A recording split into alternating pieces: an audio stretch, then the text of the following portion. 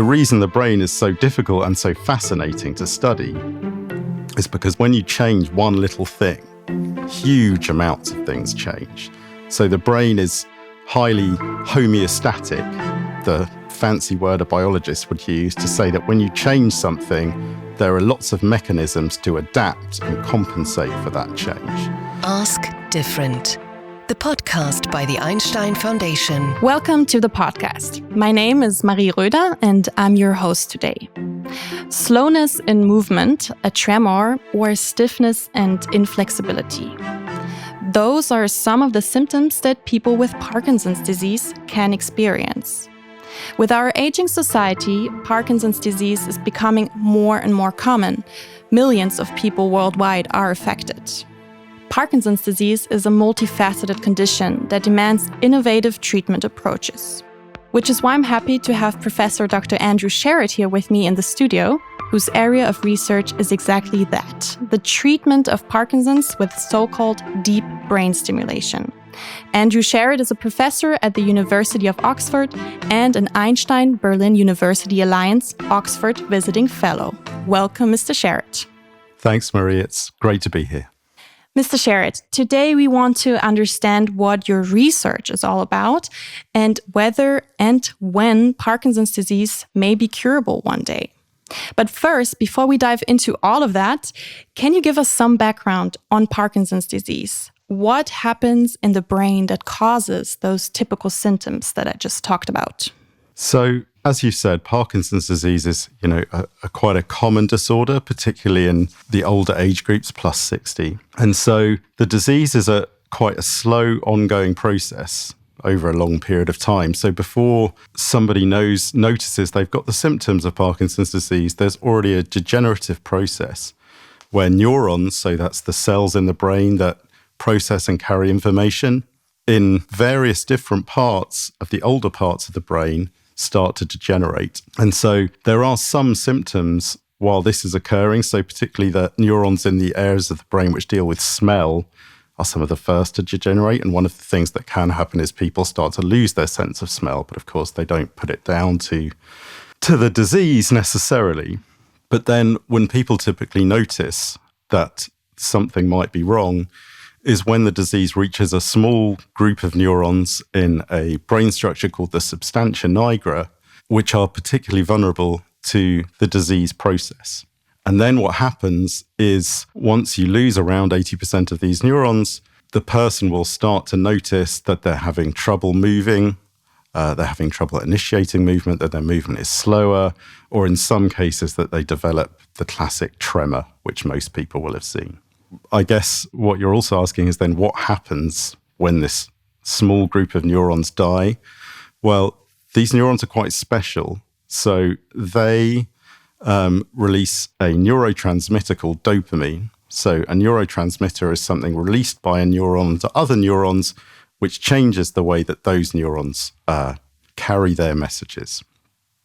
And the loss of these neurons basically changes the activity across large areas of the brain.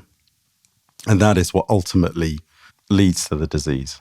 So if I could sum this up, Parkinson's disease causes a degeneration of the neurons that transmit dopamine. Exactly. And dopamine is what helps our bodies move smoothly. Well, that in itself is a complicated question. What do these neurons do? So they certainly regulate those processes, yeah. The motivation to move and how fast we move. And they play a particular role in this larger network of brain activities called the basal ganglia, which was really my, area of expertise that I've spent my career studying. What you get when you lose this small group of neurons that release dopamine into a key bit of the basal ganglia called the striatum is really huge changes in the way that this network of neurons works.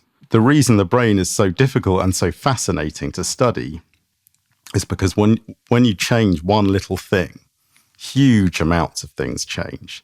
So the brain is highly homeostatic, the fancy word a biologist would use to say that when you change something, there are lots of mechanisms to adapt and compensate for that change.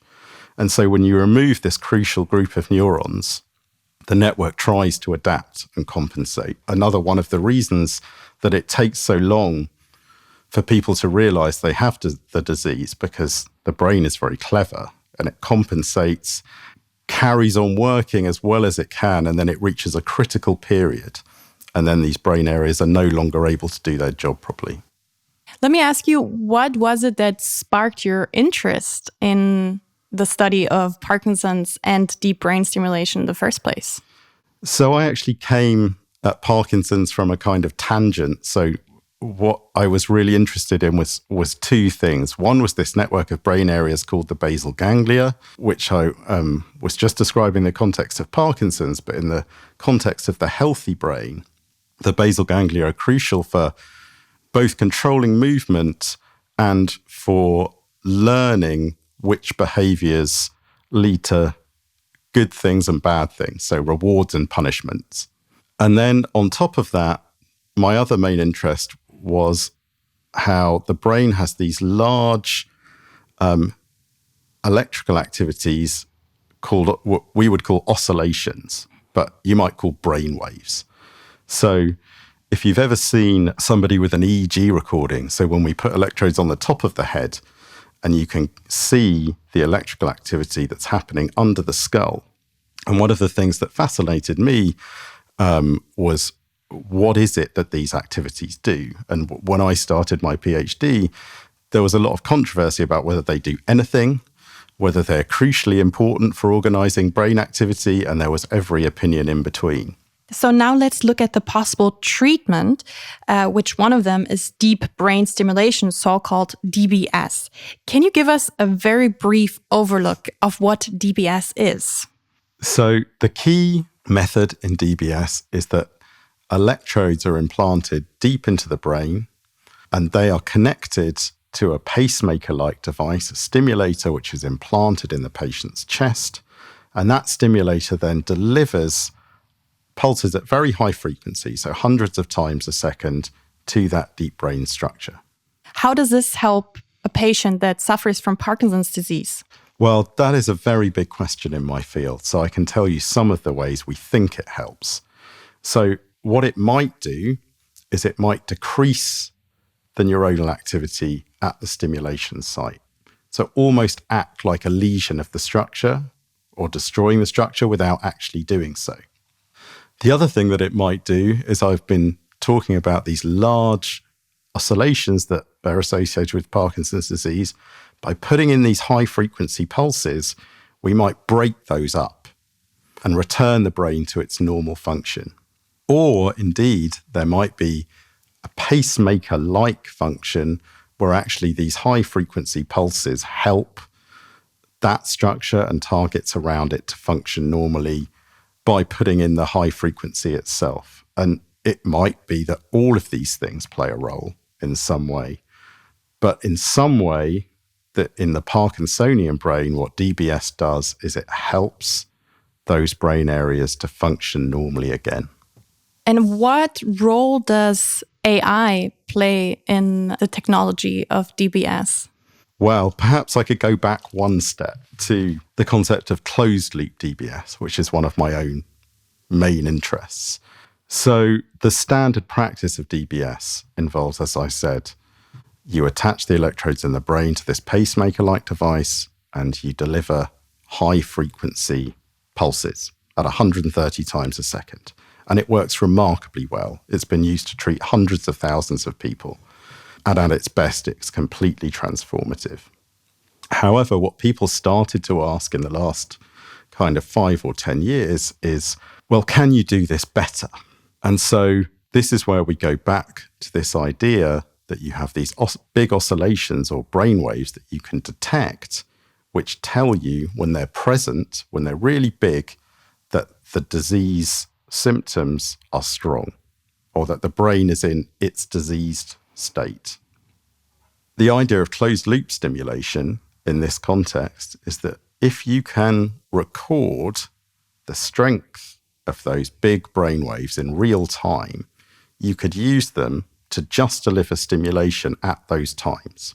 So you can basically use electrical circuits in the device to detect when those oscillations are strong in real time and use that just to switch on the stimulation and then switch it off when they go down again. So the idea of this is that you have a more precise intervention where you're only stimulating when you need to, and that you're going to have less side effects. So that kind of closed loop stimulation is already being done and carried out in clinical trials, particularly in some groups in California, and has shown promising early results.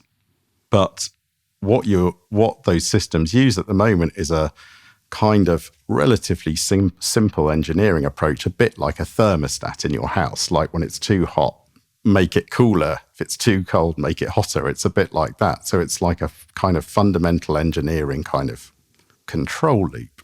And so where a lot of people are interested in AI is that you could do much more potentially complicated control, where you can really take electrophysiological activity for the brain, those electrical signals, put them into an artificial network and say, tell me how to reduce this signal based on the input and based on the stimulation that we're going to give. And so this is quite a long way off at the moment. There are lots of people that are interested in it, but it's a very exciting potential path forward to use these developments in AI, things like reinforcement learning, to have a more automated way of working out how to pair the recordings of electrophysiological signals with the stimulation pattern in the way that reduces disease symptoms with the least side effects. And how does DBS compare to other treatments of Parkinson's disease, like just medication? There's a very important relationship between medication and DBS. So another really important part of Parkinson's disease was the discovery of a drug called L-DOPA. So L-DOPA takes a completely different effector therapy. It is basically allowing the remaining dopamine neurons to release more dopamine. So it's replacing the lost dopamine in the striatum. And so this is an absolutely crucial first treatment in Parkinson's disease. So when someone is diagnosed with the disease, the first thing that they will do is work out drugs to put them on, which either replace the lost dopamine or they stimulate the dopamine receptors on neurons. So where that dopamine would act, they activate those receptors. And this, how effective this is, varies from patient to patient. So for some patients, they'll have really quite good quality of life on these drugs for 5 to 10 years. Others, they'll work well for less time. And the reason that they start not to work so well is that you get what's called drug-related fluctuations. So essentially, you start to get side effects where the patient has uncontrollable movements, which we call dyskinesia. And what happens is over time, the dose of the drug, which relieves their movement symptoms, so helps them move, as compared to causes these dyskinetic symptoms, get smaller and smaller, and they fluctuate quickly between not being able to move and moving too much. And actually, this is often the point at which DBS is used, because DBS is independent of this process, and so it allows much less medication to be used and the patient to going back to having a higher quality of life. So patients should consider getting DBS treatment when they feel the medication just isn't enough to treat their symptoms anymore? Exactly. So this is the decision a neurologist might make if they have, DBS is a complicated, expensive process. You have to have neurosurgery, you have to have a big team. It costs money for the device. So unfortunately, it's not available to every patient. But if it's an option for that neurologist, they might say, okay, the drugs aren't working well enough. I recommend that we do this. And of course, this is a big decision for the patient because they are then undergoing neurosurgery where they're having something put into their brain. And not all patients will want to do this, but many do.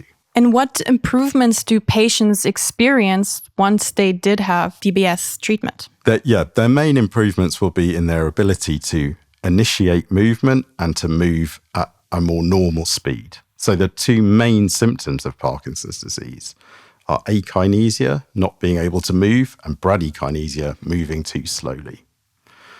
And so DBS in the subthalamic nucleus is really good at addressing these two symptoms.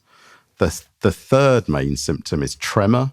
And sometimes for tremor, a different part of the brain called the thalamus is implanted. And so one of the remarkable things about DBS is that the relief of these symptoms is immediate. So in fact, when the DBS operation happens, a lot of groups, one of the remarkable things about the operation is that often the patients are awake while they're having the electrodes implanted, either through the operation or they have anesthesia and then that anesthesia is allowed to go and they wake up. And so why would you do this, while somebody is having electrodes put into their brain? Well, the main reason is you can then turn the electric current on and you can see there in the operating room whether they start to move more easily, whether their tremor stops, and that can tell you whether you're in the right place. What are the challenges associated with DBS? I think for DBS, we have multiple challenges. And one of those challenges is to make it cheaper and more accessible for more people, because we do know that it works. And so one of the big challenges is to make the technology cheaper, to make surgery more efficient, and to be able to offer this to more people. And then obviously, we're always trying to make it better at treating the symptoms, better at not causing side effects. And this is where these kind of ideas of closed loop stimulation, where you use the brain activity, might really be able to help. I think another important thing to say is there's another massive branch of Parkinson's research, which is really aimed at a more curative approach. I wanted to get to that. Do you think that there can be a cure for Parkinson's one day? Of course there can. It's a very hard problem. And there's a lot of brilliant people that work on that problem. I think, there are many promising approaches. One of the most promising approaches is, as I say, this is a disease that takes a long, long time to manifest. And so I think one of the most promising approaches is to look for ways of detecting that people have started that process early, and then finding drugs or antibodies or other strategies that will protect particularly those dopamine neurons that cause the most prominent symptoms of the disease. And there's a huge amount of work on that. And I think, in Alzheimer's disease, there have been these recent breakthrough treatments that do seem to slow the progression of the disease. And so, I personally see no problem with these two things going on in parallel. We don't know how long that's going to take, something that protects the neurons. So in the meantime, we can build up these surgical techniques which can offer immediate relief of symptoms. I think another thing that is worth mentioning is that many people are interested in whether you can also use brain stimulation to slow the progression of the disease. Mm-hmm. And this is at a very early stage, but an example of how one might do this is to use brain stimulation to modulate sleep. So sleep is considerably affected in Parkinson's disease. So it becomes fragmented and broken up. People don't sleep as well. And we think that in various ways, sleep is important for the health of neurons.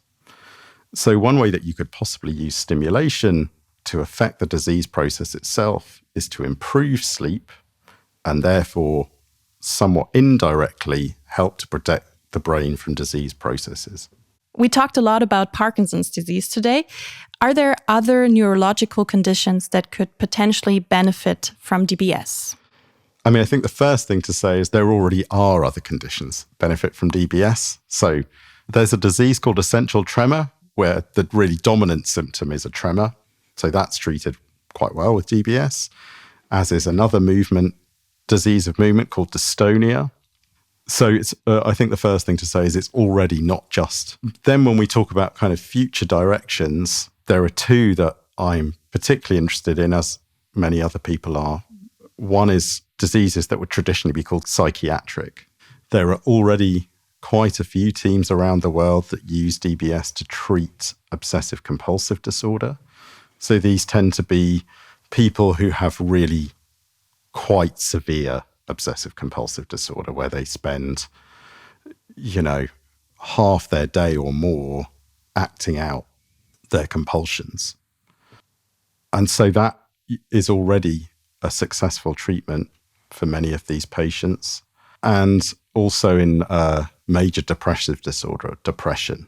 It's a relatively small amount of patients that get treated worldwide, but I think there's enough evidence to suggest that DBS can have a real impact on severely depressed patients. So in psychiatry, there's certainly opportunities and things that are developing. Secondly, one of my own interests, which I think is in quite an early stage of development, is Alzheimer's disease.